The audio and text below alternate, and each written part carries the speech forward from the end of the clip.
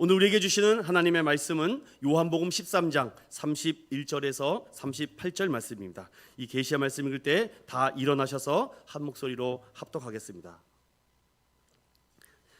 시작. 그가 나간 후에 예수께서 이르시되 지금 인자가 영광을 받았고 하나님도 인자로 말미암아 영광을 받으셨도다. 만일 하나님이 그로 말미암아 영광을 받으셨으면 하나님도 자기로 말미암아 그에게 영광을 주시리니 곧 주시리라. 작은 자들아, 내가 아직 잠시 너희와 함께 있겠노라.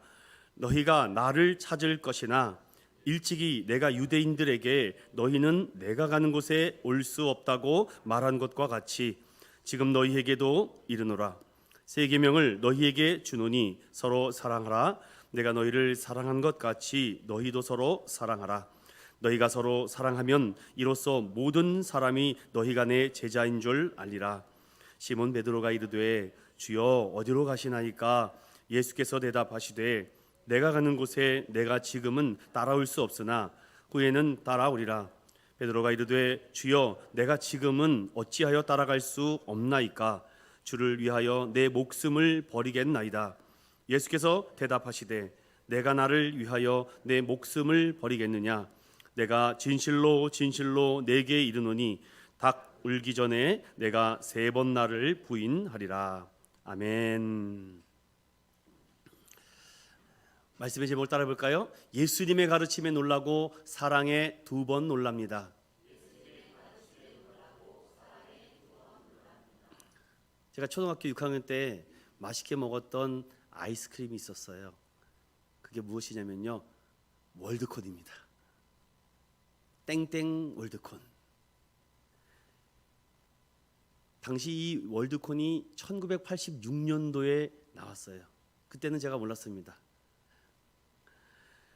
그런데 당시 모든 이 콘 아이스크림의 아성을 깨고 만든 이 월드콘이 나오면서 사람들에게 2번 놀라게 되는 아이스크림이 됐죠. 당시 소비자 가격이 300원이었는데 얼마인지 아십니까? 현재 권장 소비자 가격은 2,200원입니다. 근데 이게 이제 할인이 돼서 그렇죠. 37년 만에 7배가 상승할 정도로 폭발적 인기가 40년이 가까운 시절 동안 계속 유지했다는 것입니다. 왜 놀랍니까? 바로 다른 아이스크림에 없는 맨 바닥에 뭐가 있었습니까? 초코가 있다는 것이죠. 초코가 다른 아이스크림에는 없었어요. 다 그래서 다른 제조회사에서 이걸 또 흉내내서 안에도 넣었다 바깥에도 넣었다고 하는 거죠. 2번 놀라는 거죠. 다 먹고 나서 마지막에 그거를 혓바닥으로 빨아먹는 그 아름다움, 여러분 아십니까? 제가 90년도에 먹어봤던 것 같다는 생각이 들어요. 어떤 인천에 한 맛 블로거가요, 이런 걸 또 썼더라고요. 가격에 1번 놀라고, 양에 2번 놀라고, 맛에 3번 놀랍니다. 사장님이 미쳤어? 완전 미쳤어. 이거 굉장히 유치한데요, 귀에 쏙쏙 박히지 않습니까? 가격에 놀라, 양에 놀라, 맛에 3번 놀라. 이런 식당이 또 어디 있으면은 여러분 저기 작전동 미소회로 가십시오. 가격에 놀라고, 양에 놀라고, 맛에 3번 놀랄지 모릅니다. 아시는 분은 알 것입니다. 오늘 설교는요, 제가 좀 재밌게 해보려고 해요. 여러분들 또 오늘 4월 또 마지막이라서요. 그런데 제가 대학교 입학할 때에 아주 선풍적인 인기를 끌었던 한 광고가 있었습니다. 따라해 볼까요? 국물이 끝내줘요. 기억나시죠, 여러분? 이 광고가 97년도에 한 우동 CF인데요. 이거 안 먹어본 사람 없을 겁니다.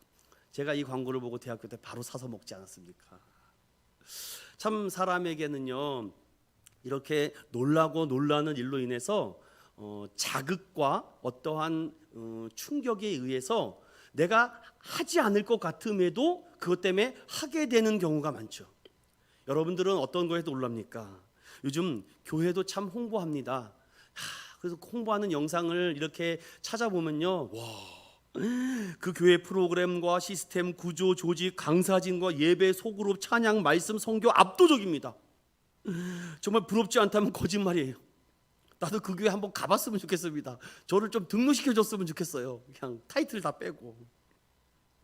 그 교회가 얼마나 많은 선교 사역과 구제 사역과 복음 사역을, 어린이 사역을 저보다 더 많이 하고 제자 양육도 잘하고, 그 목사님은 얼마나 복음을 위해서 세계를 뛰며 부설기관과 수양관과 여기 양육하는 곳곳이 얼마나 많은지, 와 좋다, 너무 좋다. 그리고 어떤 교회는 복음으로 사람을 살리고 키우고 고치고, 이런 문구와 슬로건들이 얼마나 감동해 주는지. 한국에도 여러분 타락하고 부패한 교회가 있지만, 여러분 지금도 복음을 위해서 일선에서 생명을 거는 수많은 목회자가 우리 대한민국에 있는 줄로 믿습니다. 왜 자꾸 안 좋은 것만 보세요? 좋은 것도 더 많습니다. 여러분 왜 안 좋은 프로그램만 보이십니까? 좋은 프로그램도 있는데.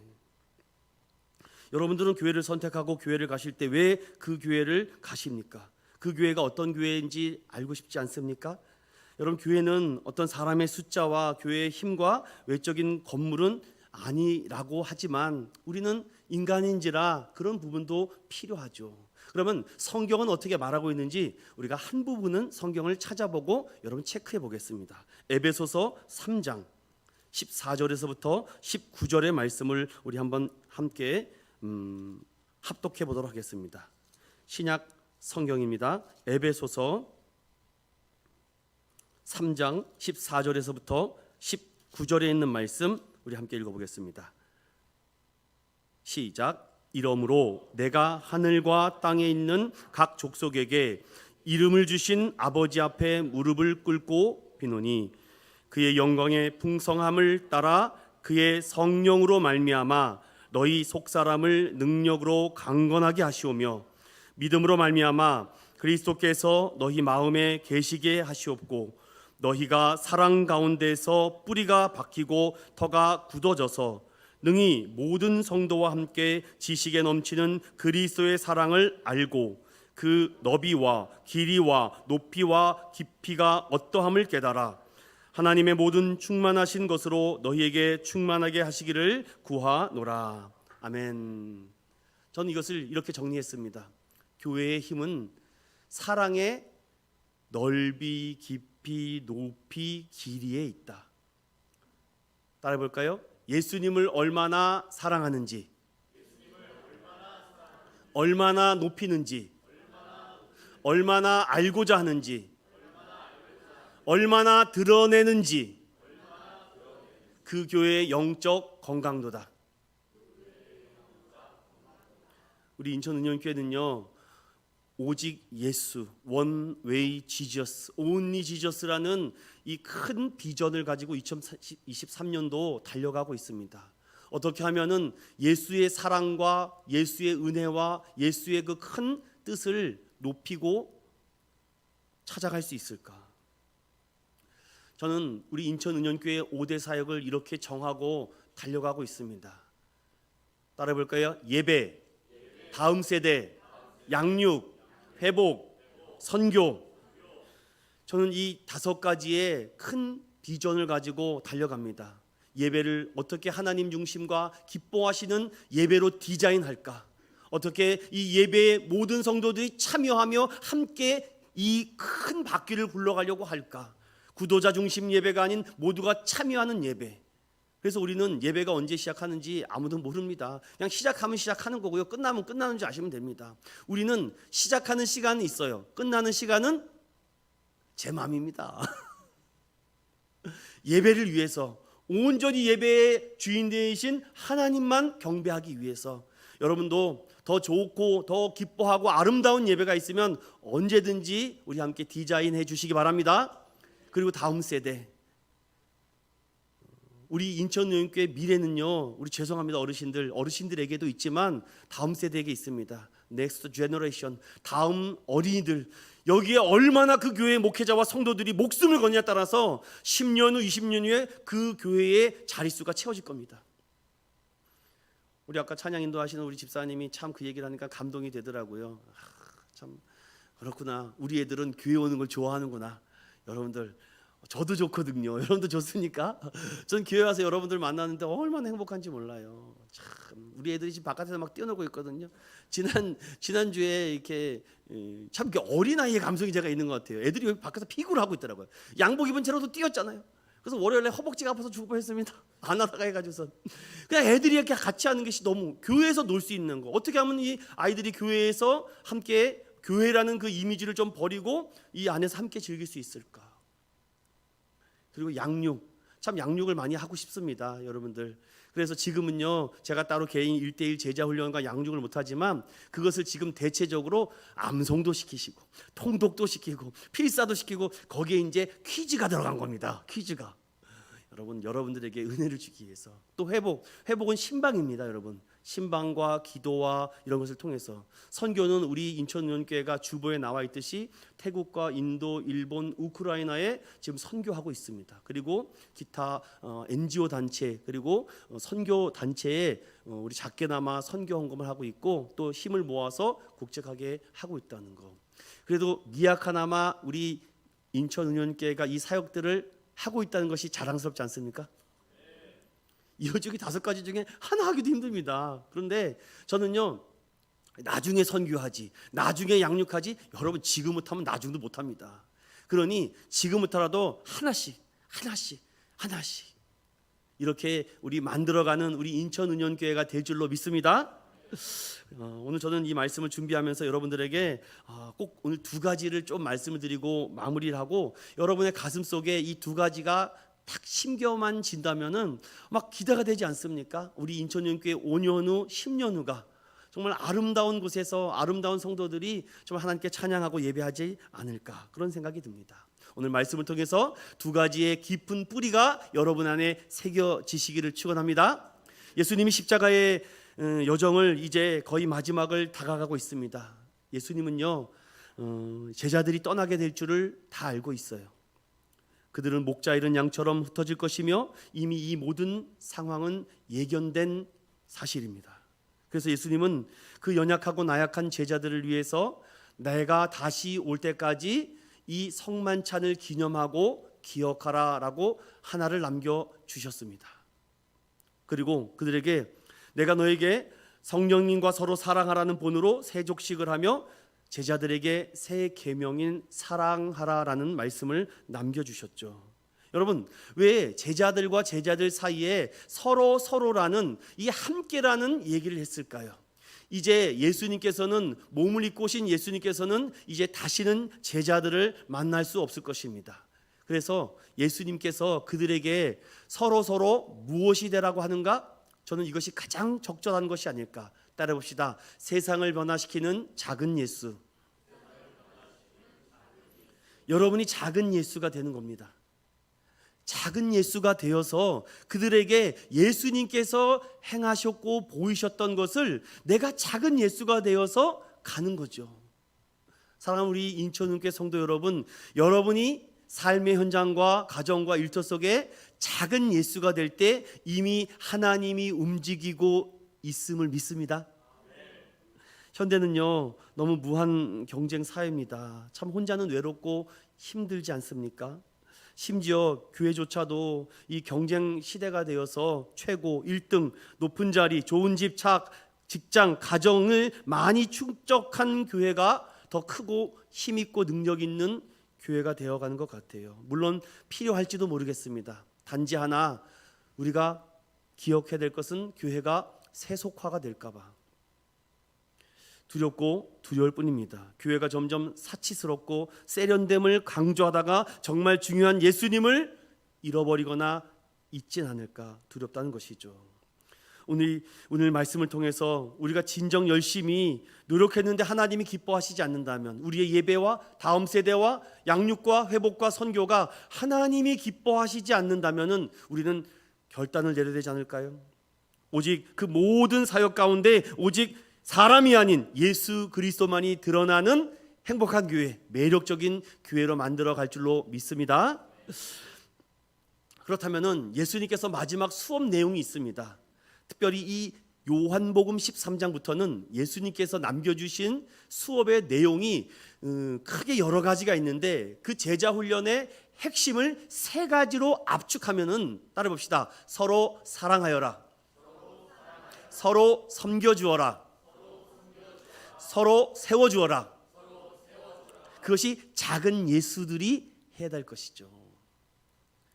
사도행전 20장 35절을 보면은 주는 것이 받는 것보다 복되다라는 말씀이 있습니다. 오늘도 우리 아이가 할 수 있는 일이 있고 못할 수 있는 일이 있죠. 그러니까 우리 인천운원교회와 우리 성도들이 할 수 있는 일을 해 나가고, 또 하지 못하는 것은 하나님께 간구하고 기도해서 하나님이 일하실도록 잠시 비켜주는 것도 하나님의 일 아닐까요?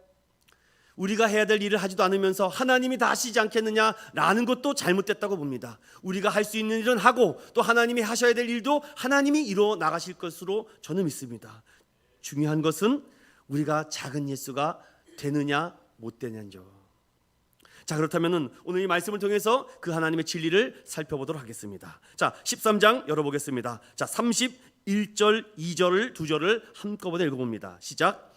그가 나간 후에 예수께서 이르시되 지금 인자가 영광을 받았고 하나님도 인자로 말미암아 영광을 받으셨도다.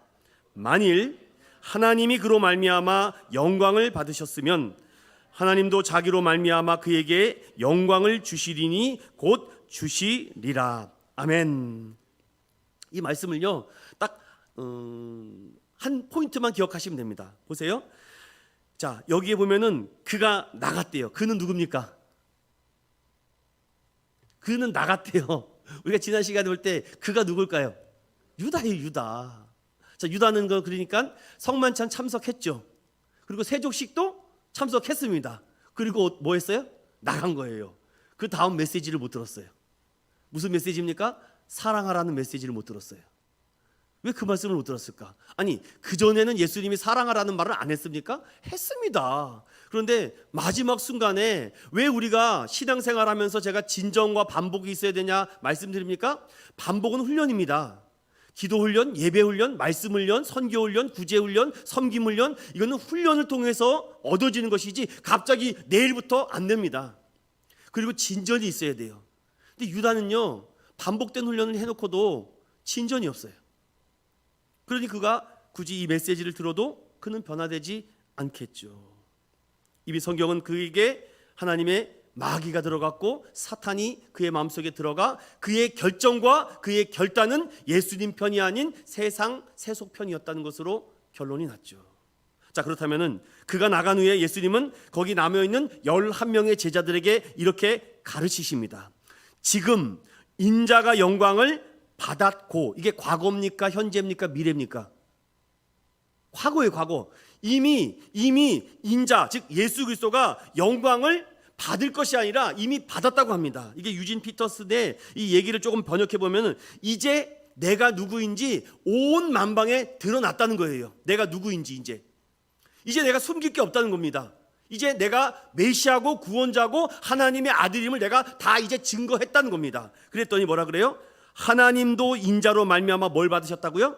영광을 받으셨어요. 자, 교회가 무엇에 집중해야 되는지 이 31절에 딱 나온 거 있습니다. 교회는요 오직 예수님을 높일 때 누가 영광 받으세요? 하나님이 영광 받으세요.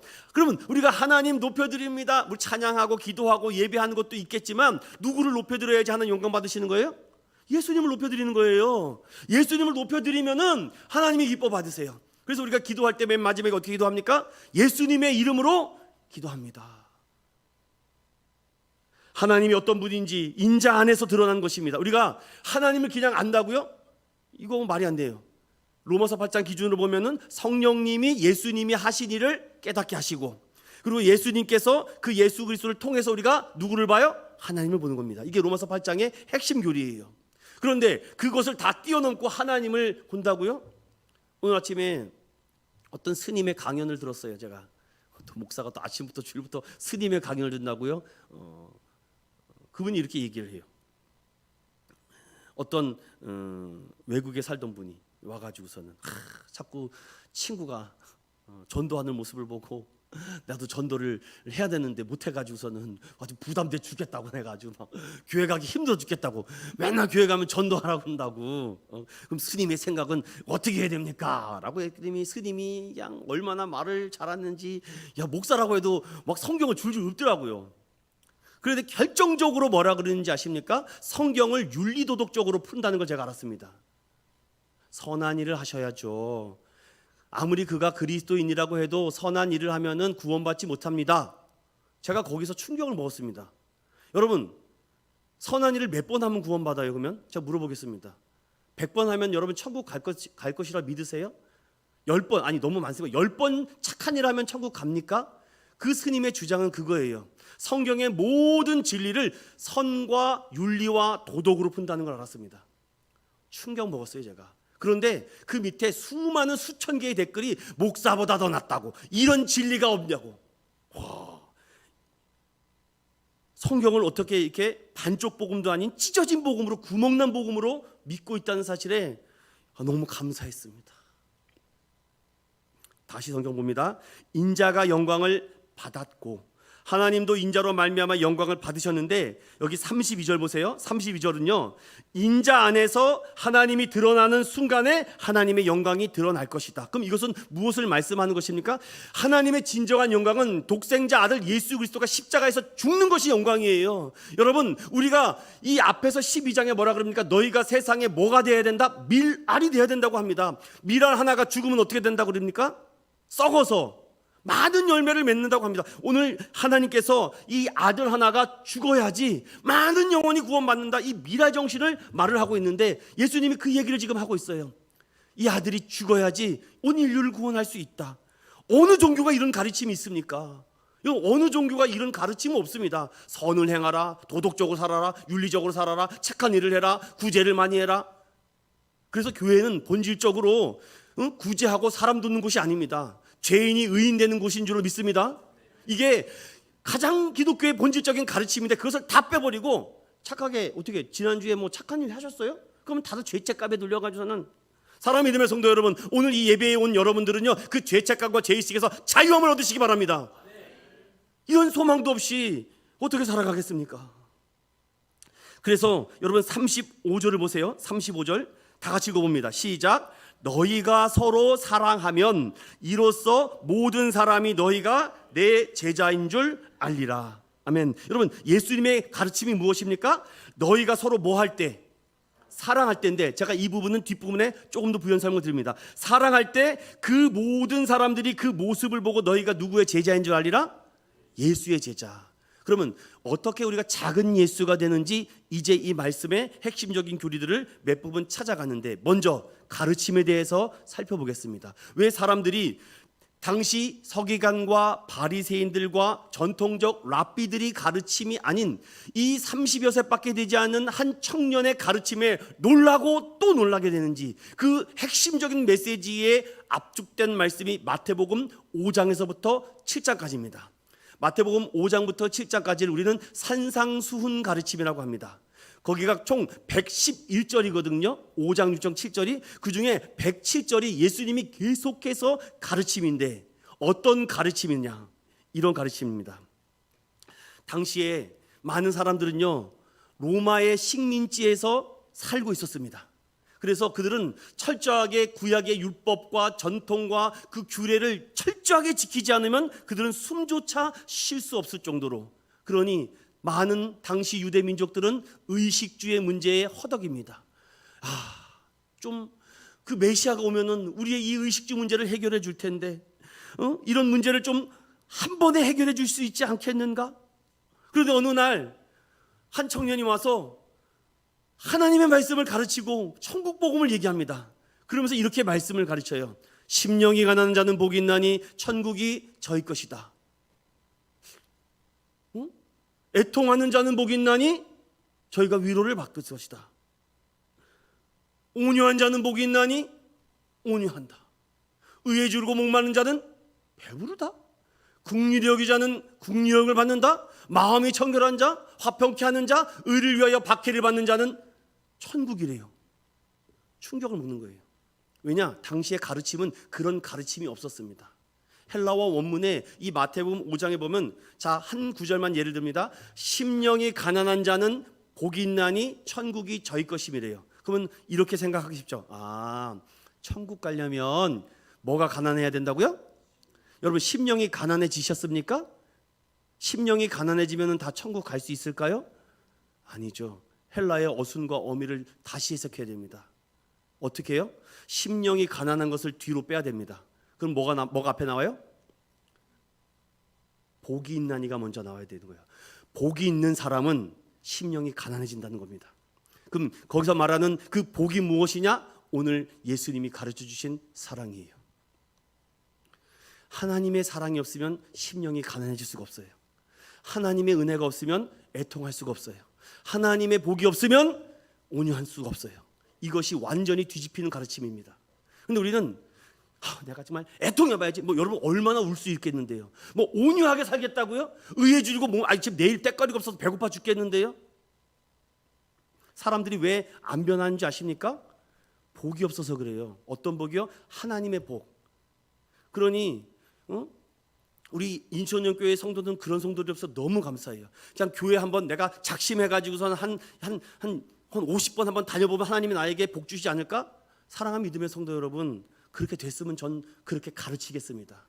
예수님의 가르침은 그런 공감대가 없습니다. 왜냐? 이제부터 말씀하는 것을 들어보세요. 그리고 제자들에게 말합니다. 너희는 세상의 소금이다. 소금이 그 맛을 잃어버리면 밖에 버려버린다. 너희는 세상의 빛이다. 어둠 가운데 속하지 말고 너희의 착한 행실을 통해서 많은 사람들에게 주께 돌아오게 해라. 도저히 이해가 안 돼요. 이거 이런 가르침이 어디 있어 세상에. 좋아요. 그런데 그 다음부터의 가르침은 심장을 어택합니다. 어떻게 해요? 성경에 살인하지 말라고 되어 있으니까 너희들이 살인하지 않았으니까 괜찮은 거라고 생각하지 말아라. 상대방을 미워했느냐 살인했느니라. 형제를 미워하거나 욕설하면 이미 지옥불에 들어간 것이다. 간음하지 말아라. 난 간음한 적 없는데요. 이미 음욕을 품으면 너는 벌써 간음했느니라. 차라리 오른 눈 빼고 천국 가는 것이 더 낫다. 오 마이 갓. 이런 가르침이 어디 있습니까? 어디에도 선과 윤리와 도덕이 없어요. 너희 보물을 땅에 쌓아두지 말아라. 도둑이 다 갖고 간다. 하늘의 보물을 쌓아두어라. 어메이징, 서프라이즈. 나도 지금 그래도 이렇게 저축한 게 있어야죠. 그렇다면요, 이 기준에 보면 저는요, 날마다 살인하는 자고 날마다 간음하는 죄인입니다. 당시 이 1세기의 이 예수님의 가르침은 거의 구테타 수준입니다. 그런데 제자들을 비롯한 많은 사람들이 예수 그리스도가 누구인지를 모르기 때문에 그의 가르침에 충격을 먹는 거죠. 저는 지금부터 예수님이 누군지를 말씀해 드리겠습니다. 예수님은요, 오늘 이렇게 말합니다. 마태복음 7장 28절에서부터 29절에 그 예수님의 그 가르침을 듣고 거기 모였던 많은 사람들이 이렇게 고백합니다. 28절과 29절 시작. 예수께서 이 말씀을 마치심에 무리들이 그의 가르치심에 놀라니 이는 그 가르치시는 것이 권위 있는 자와 같고 그들의 서기관들과 같지 아님함일러라. 아멘. 근데 이상해요. 지금까지는 한 번도 마음이 서기관들과 바리새인들의 설교와 가르침을 듣고도 움직인 적이 없거든요. 그런데 그분의 말씀을 들으면 여기가 아파요. 설교를 듣고 나면 여기가 너무 힘들어요. 세상에서 내가 원하는 의식주 문제를 해결해 준다는 말씀 하나도 없고, 세상에 나의 약함과 나의 부족함을 채워준다는 말씀도 없고, 내 세상 속에 변화 준다는 말씀 하나도 없는데 왜 이렇게 가슴이 아프죠? 이걸 여러분 오늘 꼭 알고 가셔야 돼요. 이거 모르면 평생 예수 잘못 믿는 겁니다. 평생 교회 다녀도 소용없어요. 계속 기도 제목이 맨날 이거예요. 내 가족을 살려주세요. 내 자녀 잘 되게 해주세요. 이거는 여러분 스님이나 불교에 가서 치성을 드리는 거랑 똑같습니다. 정말 너무 안타까워요. 제가 금성 때도 말씀드렸죠. 제일 불쌍한 사람들이 교회에 와서 앉아있는데 은혜를 못 받고 가는 사람들. 한 주가 실패하는데 어떻게 일주일 동안 성공하기를 원하십니까? 여러분, 예수님은 누구십니까? 예수님은요, 바로 본체는 하나님이십니다. 예수님은 하나님과 하나이십니다. 예수님은 창조자이십니다. 예수님은 인간의 모든 근본 문제를 해결하시는 분입니다. 저는요, 그렇다면 이영표 씨가 얘기했던 것처럼 예수의 생명 한번 걸어보겠습니다. 여러분, 걸어보지 않았잖아요. 우리 젊은 청년들 인생을 예수님께 한번 걸어봤습니까? 걸어보지도 않고 잘 됐니 못 됐니 말하지 마세요. 저는 예수에게 인생을 걸었습니다. 그런데 하나님이 잘 되게 해주세요. 그런데 대부분 왜 안 되냐고 말하는 사람은 예수 그리스도에게 전폭적인 인생을 걸어보지 않았어요. 걸어보셔야죠. 걸어보셔야죠, 여러분. 왜 안 걸어보십니까? 그리고 되니 안 되니 그런 농담도 하지 마세요. 저한테 안 통합니다. 정말 예수의 인생을 한번 걸어보세요. 왜 응답이 없냐고요? 왜 기도의 변화가 없냐고요? 왜 문제가 안 풀리냐고요? 인생의 문제의 해답이신 예수 그리스도를 180도로 바꿔야 되는데 유턴하지도 않고 어설프게 꺾고 있습니다. 어설프게 꺾으면 벽에 갖다 박는 거예요, 여러분. 꺾으려면 180도로 유턴을 하셔야죠. 청년들도 보면요, 답답한 분들이 있어요. 저한테 과거에 어떤 청년이 왜 제가 이렇게 안 될까요? 뭐 안 되긴 네가 인생을 예수에게 한번 목표를 걸어봐. 되나 안 되나? 그런데 대부분 안 해요. 결국은 유다의 길을 갑니다. 그런데 그 중에 한두 명이 이렇게 얘기를 해요. 제가 예수님께 인생을 한번 걸어보겠어요. 걸어봐라. 그런 친구들은요, 지금요, 하나님에 의해서 사역을 합니다. 사랑하는 인천은님께 성도 여러분, 작은 예수 아무나 되는 거 아닙니다. 여러분의 삶과 인생을 예수 그리스도에게 거시기 바랍니다. 그래야지 하나님의 은혜가 입어요. 하나님의 은혜를 맛본 사람은요, 이거 내가 하는 것이 아니구나. 그래서 예수님의 가르침은요, 세상과 너무 달랐습니다. 그러니까 자꾸 이거 아픈 거예요. 설교를 듣고 나서 아프지 않다고요? 그럼 뭐가 문제가 있는 거예요. 예수님은 그리스도이십니다. 그는 메시아고 구원자이십니다. 그래서 인간의 근본 문제는 하나님을 못 만나서 그래요. 목사님 왜 안 되냐고? 네가 하나님을 못 만나서 그런 거야. 네가 예수님을 못 만나서 그런 거야. 제발 예수님께 네 인생을 한번 걸어보렴. 이 세상의 어떤 것으로도 해결할 수 없는 문제인 이 원죄의 문제 예수님께서 해결해 주셨는데, 그리고 이 세상은요, 본질상 진노가 사단의 권세가 너의 영을 꽉 누르고 있다고, 좀 거기에서 예수 그리스도 이름으로 좀 자유함을 얻어라. 저는 이 세상에 아무리 험난하고 어려워도 세상에 다니엘은 있다고 생각합니다. 저는 다니엘 말씀을 참 좋아하는데요, 특별히 다니엘 6장 말씀을 너무나도 제가 사랑합니다. 제가 옛날에 그 본문을 가지고 한 조각 붉은 마음이라고 설교를 다른 교회에서 한 적이 있었습니다. 한 조각 붉은 마음이 사자성어로 뭡니까, 여러분? 네? 네, 그렇죠. 일편단심입니다. 그게 한 조각 붉은 마음이에요. 다른 색깔이 들어가도 돼요, 안 돼요? 안 됩니다. 빨간색이면 빨간색이지. 그래서 저는 여러분들에게 이 말씀에 예수님의 핵심적인 가르침이 뭐예요? 예수의 인생을 걸어보라는 겁니다. 세상은 영적 싸움인데 많은 사람들은 예수님의 말씀을 듣고 그래서 내 의식주 문제를 해결해 주시나? 나의 귀신도 쫓아내 주시고 병자도 고쳐주시는 줄 생각했는데 예수님의 가르침은요, 세상의 기준과 너무 다릅니다. 여러분, 이 예수님의 가르침이요, 이 세상이 말하는 이 도덕적 윤리적 질서대로 맞으면 그 복음이 아닙니다. 어떻게 하늘의 비밀이 이 땅의 것과 맞겠습니까? 비슷할 수도 없습니다. 하늘의 것은 이 땅에 초월하는 것이고 맡은 자들에게는 그래서 충성이고 우리는 화목하게 하는 직분을 우리에게 주셨다라고 주님은 말씀하고 있죠. 사랑하는 믿음의 성도 여러분, 우리의 마지막 결론은 무엇입니까? 따라해 봅시다. 예수에게 내 인생을 걸어보자. 이게 예수님의 가르침입니다. 이 부분을 교회가 놓치게 되면요, 그 스님처럼 착하게 사세요.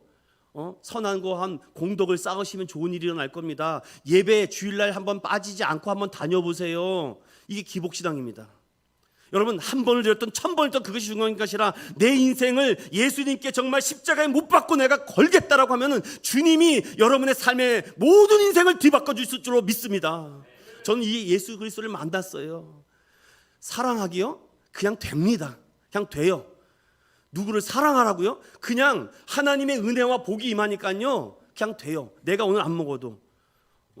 한 교회에서 다니엘 기도회 하는 어떤 선교사님의 간증을 제가 이렇게 들었는데, 그분이 이렇게 얘기하더라고요. 캄보디아에 가가지고서는 그냥 비행기가 타보고 싶어서 선교여행 비전 트립을 따라갔는데, 거기 갔는데 그 캄보디아 애들 보니까 막 이와 구더기와 막 그냥 냄새가 나는데, 그게 냄새가 사랑이니까 바뀌어지더래요. 그래서 20살 꽃다운 그 아가씨가 12년 동안 캄보디아에 가서 남자친구도 한 번도 사귀지 못하고 결혼도 못하고서는 거기서 정말 캄보디아 애들을 위해서 한 애들 입양하면서까지도 그 사랑하는 그 마음을 예수 그리스도의 사랑으로 다 쏟아붓더랍니다. 그런데 어느 날 12년 동안 사역하고 나니까 우울증이 찾아온 거예요. 하나님, 나는 결혼도 못하고 나이가 벌써 30이 넘었는데 하나님 어떡합니까? 네가 하나님을 위해서 살았느냐? 내가 너의 인생을 책임져 주겠다. 그 음성이 들리더래요. 그런데 여러분 아십니까? 제가 하는 말이 아닙니다. 들어보세요. 미국에서 연락이 오더래요. 웬 남자한테. 아니, 캄보디아와 미국은요 12시간 차이가 납니다. 그런데 이런 인터넷과 소통을 하면서 그 남자가 자기를 찾아오더래요. 그래서 이거 신기하잖아요. 왜냐하면 한 번도 얼굴도 본 적도 없고 만날 적도 없는데 그 남자가 찾아오더랍니다. 그리고 와가지고서는 얼마나 이게 연애를 해봤어야죠. 이분이 연애를 안 해봤는데 딱 만나니까 막 흥분이 되는 거야 막. 그랬더니 한 번도 못을 꾸며본 적도 없고 뭐 화장도 해본 적 없는데 그 캄보디아에서 사랑으로 베풀었던 아이들이 어렸을 때 이제 중고 청년들이 된 겁니다. 그랬더니 선교사님 하면서 화장도 시켜주고 옷도 입혀주고 머리도 이렇게 해주고 공항에 가서 무슨 뭐 방탄소년단 오는 것처럼 막 기타를 치면서 환영을 했대요. 그러니까 얼마나 황당하겠습니까? 그분이 오셔서.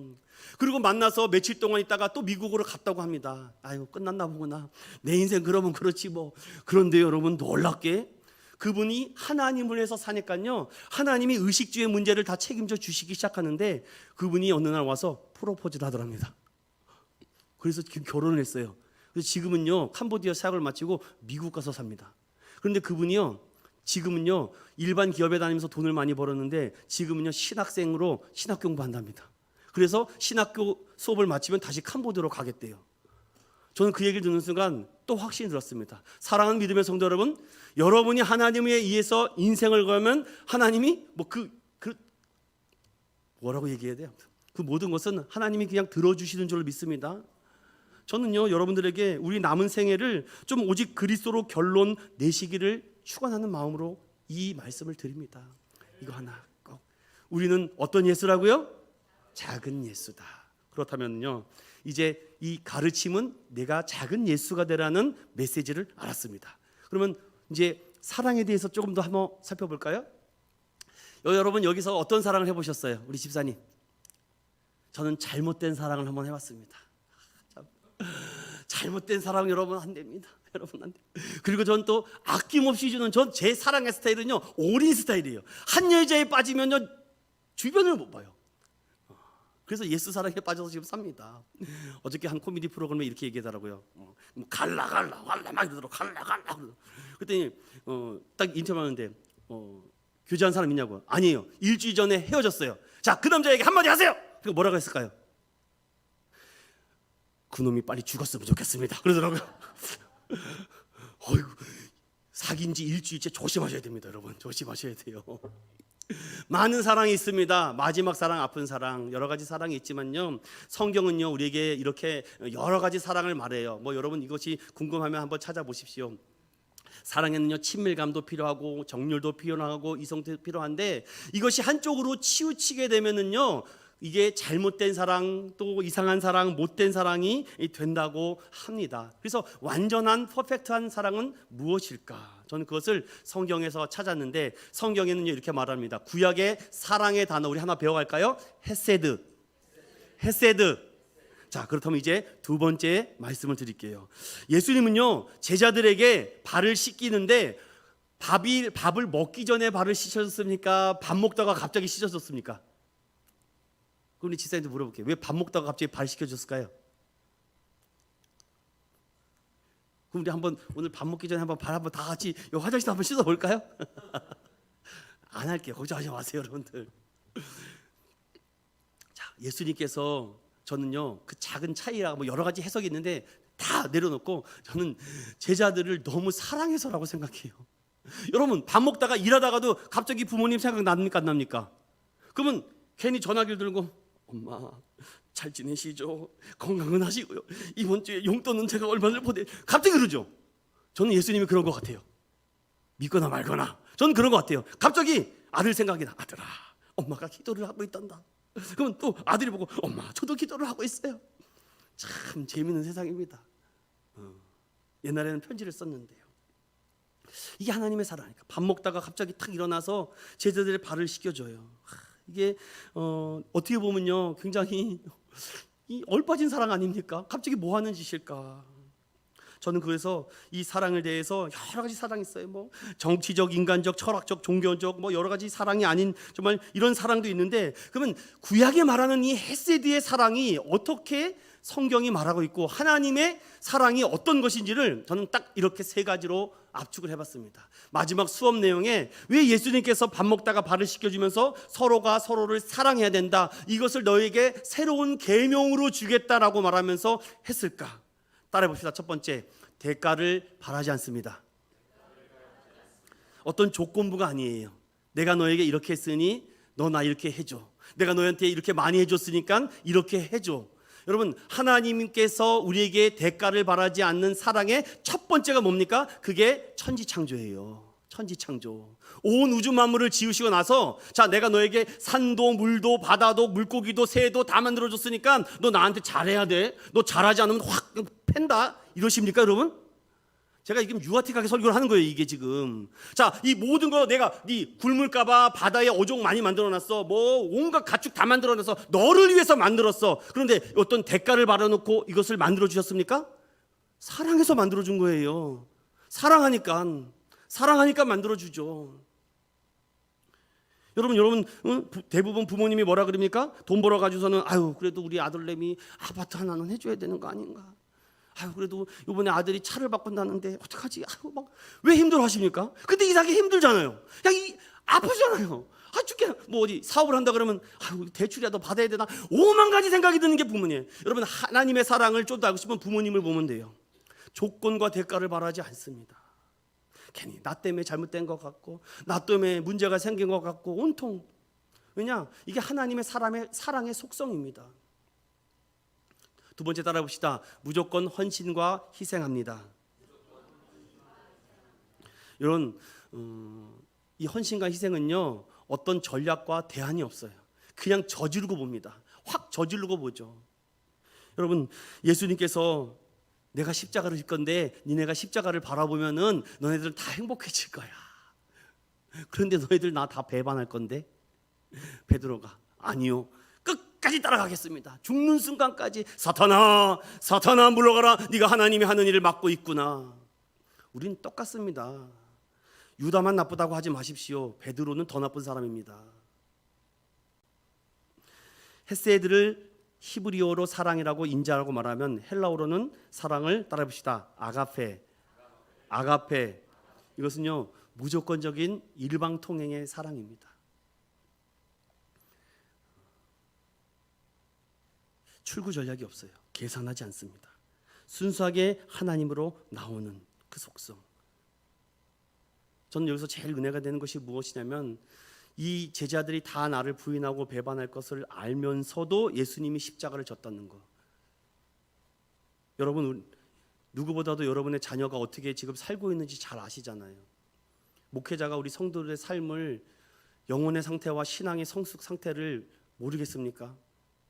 그래도 사랑하니까 기다려주는 겁니다. 사랑하니까 기도해 주는 거예요. 똑같습니다, 여러분.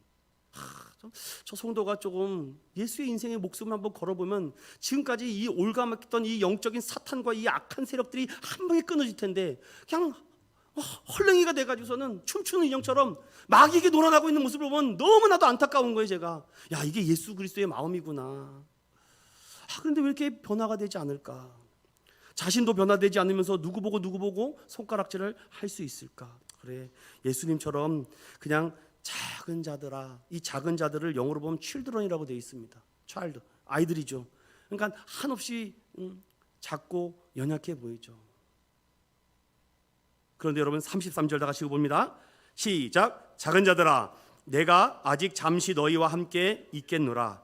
너희가 나를 찾을 것이나 일찍이 내가 유대인들에게 너희는 내가 가는 곳에 올 수 없다고 말한 것과 같이 지금 너희에게도 이르노라. 아멘. 지금은 안 돼요.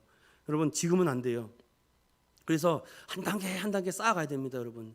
여러분, 신앙도요, 제가 말씀드렸지 훈련이라고 말씀드렸잖아요. 갑자기 어떻게 안 하던 게 됩니까? 안 하는 게 되는 게 아닙니다. 계속 훈련을 받아야 됩니다. 그래서 대책 없이 하나님 앞에 올인해 보는 겁니다. 여러분, 그럼 다른 어떤 출구 전략과 대안이 있으세요? 한번 해보세요. 그러면 그게 되는지 안 되는지. 그런데 제가 걸어온 길을 말씀을 드리는 거예요. 하나님만이 계획 없고 출구 없는 전력으로 우리에게 희생과 헌신의 사랑을 베풀어 준 줄로 믿습니다. 그래서 저는 인생을 여기다 건 거예요. 안 그랬으면 저는 회사 사장님이 되려고 그랬습니다. 크게 해가지고서는 비즈너리가 되는 게 꿈이었습니다. 비즈니스도 하고 미셔너리도 하는 이런 정말 성공적인 사업가가 되는 게 제가 꿈이었습니다. 그런데 하나님의 은혜와 복이 임하고 나니까 다 버렸어요. 다 버려버렸습니다. 세 번째 따라봅시다. 언약에 기초한 성실함입니다. 제가 시간이 많으면 다 말씀드리는데 한 부분은 꼭 찾아요. 제가 중요한 부분은 항상 성경을 찾게 만듭니다. 신명기 4장 한번 열어보십시오. 신명기 4장. 언약에 기초한 사랑. 그냥 내가 너를 사랑해, 내가 너에게 이 징표와 반지 껴주는 거, 목걸이, 귀걸이 해주는 걸로 끝나는 것이 아니라 하나님의 사랑은요 반드시 이 언약, 이 말씀에 기초한 사랑인데 그것이 신명기 4장 29절과 30절과 31절 석절만 읽어보겠습니다. 잘 체크해 놓으세요. 이것이 하나님의 언약에 기초한 성실하심과 자비입니다. 시작. 그러나 내가 거기서 내 하나님 여호와를 찾게 되리니 만일 마음을 다하고 뜻을 다하여 그를 찾으면 만나리라. 이 모든 일이 내게 임하여 환난을 당하다가 끝날에 내가 내 하나님 여호와께 돌아와서 그의 말씀을 청종하리니 내 하나님 여호와는 자비하신 하나님이시라. 그가 너를 버리지 아니하시며 너를 멸하지 아니하시며 내 조상들에게 맹세하신 언약을 잊지 아니하시리라. 아멘. 저는 이것이 일방적이며 출구 전력이 없는 영원하신 하나님의 사랑이라고 저는 확실히 말씀드려요. 그냥 어디에다가 종이에다가 차용증 딱 쓴 겁니다. 사랑 믿음의 성도 여러분, 저는요 하나님 앞에 영적 백지수표 받은 사람입니다. 여러분도 다 계세요? 갖고 계시죠? 한 분만 있나 보네요. 그래서 저는요 예전에 저희 장인어른이 그렇게 했다고 해서 제가 또 한번 흉내도 한번 내봤어요. 하나님, 여기서 하나님께서 주신 영적 백지수표가 있습니다. 그러다가 어떻게 썼는지 아세요? 100억 100억을 딱 썼대요. 몇십 년 전에. 그래서 요즘 하나를 더 붙여야 될 것 같아요. 공 하나를 더 붙여야 될 것 같아요. 왜냐? 하나님은 다 할 수 있다라는 저의 간접적인 믿음의 고백이에요. 이런 고백도 없이 하나님이 어떻게 감동됩니까? 왜 하나님께서 다윗을 편애합니까? 편애할 수밖에 없는 행동을 하잖아요. 어떡합니까? 우리 교회 성도들도 보면요 정말 사랑할 수밖에 없는 행동들을 하는 분들이 있어요. 정말 너무 사랑합니다. 아니 목사가 이렇게 사랑할 정도인데 하나님이 왜 그 인생을 책임져 주지 않겠습니까? 하나님의 사랑은요 대가를 바라지 않아요. 무조건 헌신과 희생입니다. 그리고 그것을 그냥 우발적 아니요 언약에 기초한 사랑인 줄로 믿습니다. 그 사랑의 징표와 완성이 예수 그리스도의 십자가 사랑인 줄로 믿습니다. 이제 말씀을 마무리 지려고 합니다. 서로 사랑하라 라고 말하고 나니까 베드로가 그 얘기를 듣고 주님 자꾸 어디로 가시려고 해요? 코바리스 도미네라고 말을 해요. 베드로야, 지금 내가 가는 길 너 따라갈 수 없다. 느낌이 와요. 예수님께서 죽으려 가시는가 보다. 근데 예수님 그래요. 내가 나를 위하여 내 목숨을 버리겠느냐? 내가 진실로 이러니 닭 울기 전에 내가 3번 나를 부인하겠다라고 주님은 말씀합니다. 베드로야, 내가 가야지 너에게 보혜사 성령이 임해. 그리고 지금은 네가 부인하는 배신하는 제자지만 성령 충만 받으면 사랑의 사도가 될 거야. 조급해하지 마. 기다려라. 저는 그렇습니다. 우리 사랑하는 성도들이 점점 변화돼 가는 거 보여요. 참 제가 처음에 왔을 때 우리 성도들이 이렇게 많지 않았습니다. 그래서 어떤 분이 그런 말씀 하더라고요. 이순신도 12척으로 350척을 이겼는데 너는 뭐 몇 명이면 되겠느냐? 자꾸 세속적인 생각이 들었습니다. 그리고 또 하나님, 제가 전이 섬기던 담임 목사님한테 목사님 제가 다른 거 뭐 도와주지 마시고요 1년 동안만 성도 30명만 보내달라고 같이 예배 드릴 수 있도록 도와달라고. 그런데 다 부질없는 짓입니다. 요한복음을 묵상하면서 한 사람을 사랑하면 그 사람이 역사가 일어나는구나. 한 영혼에게 말씀이 들어가면 하나님의 사랑이 들어가면 그 사람이 변화가 되는구나. 전 그것을 알았습니다.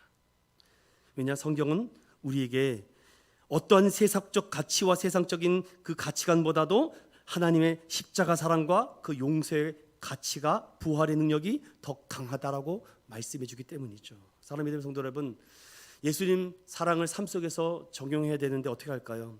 따라해 봅시다. 사소한 것부터. 그래서 배려해 주세요. 얼마든지 배려할 부분들이 많이 있지 않습니까? 일본의 투수 겸 타자인 오타니 쇼헤이가 고등학교 때 만다라트라는 그런 표가 있거든요. 그걸 줍고서는 거기에 많은 것들 중에 한중에 쓰레기 줍기라는 것을 하나 만들었더라고요. 지금 무슨 야구하는 사람이 쓰레기 줍기냐. 그런데 정말 그는 프로 야구 선수가 되고 메이저 리그 선수가 되는데도 지나가다가 쓰레기 있으면 이렇게 줍는데요. 그러니까 쟤는 희한하다. 키는 2m까지 다 되고 160kg가 넘는 강속구를 던지면서 저런 사소한 것을 하네. 그러니까 사람들이 처음에는 우습게 여기고 장난치고 농담인 줄 알았는데 그가 한 번, 두 번, 10번, 100번, 1000번을 하니까 인정해 주더래요. 사랑하는 믿음의 성도 여러분, 작은 예수는 사소한 것부터 하는 줄로 믿습니다. 축복해, 축복해. 뭘 축복해? 언젠가는 그 축복이 역사가 나타나는 줄로 믿습니다. 병이 나올 줄로 믿는다, 믿는다, 믿는다. 될 때까지 하는 거예요. 될 때까지.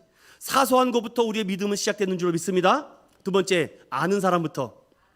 아는 사람부터. 여러분, 아는 사람부터 하는 겁니다. 기도를 아는 사람, 예배를 아는 사람, 은혜를 아는 사람, 먼저 사랑해 주는 것 아니겠습니까? 죄사함과 십자가의 은총과 부활을 아는 사람. 그런데 알면서도 안 하면 안 돼요. 그리고 마지막, 시작했으면 끝까지. 여기서 마지막으로 들고 싶은 것이 여기입니다. 유다도 왜 예수님을 사랑하지 않겠습니까? 사랑하죠. 그런데 끝까지 못했어요. 끝까지. 5번의 기회를 줬다고 말씀을 드렸습니다. 그런데 그가 생각했던 바대로 예수님이 움직이지 않으니까 자신에게 죄책감과 죄의식이 찾아옵니다. 그런데 유다와 베드로의 결정적인 차이는 무엇입니까? 유다는 그 문제를 스스로 해결하려고 했어요. 어떻게 해결했습니까? 그는 목숨을 끊었어요. 이게 해결 방법입니까? 제가 아까 서두에 말씀드렸죠. 모든 인간 근본의 문제 해결은 누구를 알아야 된다고? 예수 그리스도를 알아야 된다고. 근데 베드로도요, 후회했습니다. 죄책감과 죄의식이 밀려옵니다. 죽을 것 같아요. 왜 그랬을까? 그런데 그는요, 그 문제를 스스로 해결하지 않았어요. 그리고 그는 무서워 벌벌벌 마가의 다락방에서 떨고 있습니다. 그때 예수님께서 시공간을 초월해서 찾아오시면서 가장 먼저 제자들에게 하신 말씀이 뭔지 아세요? 평안하라, 두려워 말라, 내니 안심하라.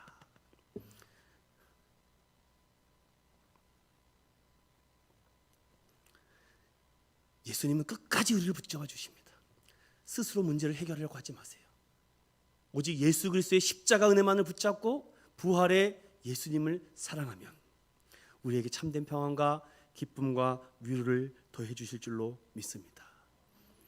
밤을 맞이하여 밤으로 끝난 유다가 되지 마시고, 밤을 맞았던 제자들이지만 빛이 되신 예수님께서 그들에게 찾아와 새로운 부활의 빛을 보여주셨을 때 여러분도 또 놀라고, 2번 놀라고, 3번 놀라 하나님이 하셨다라는 하나님의 큰 은혜가 임할 줄로 믿습니다. 시작하기 오늘보다 더 좋은 날은 없죠. 뭐 하는 날이 돼야 될까요? 예수님의 사랑을 시작하기에 오늘보다 더 좋은 날은 없습니다. 오늘도 그 사랑을 말로써, 행함으로써 보이는 행복한 인천운동교회가 될 줄로 믿습니다. 그런 은혜가 함께 하시길 예수님으로 축원드립니다.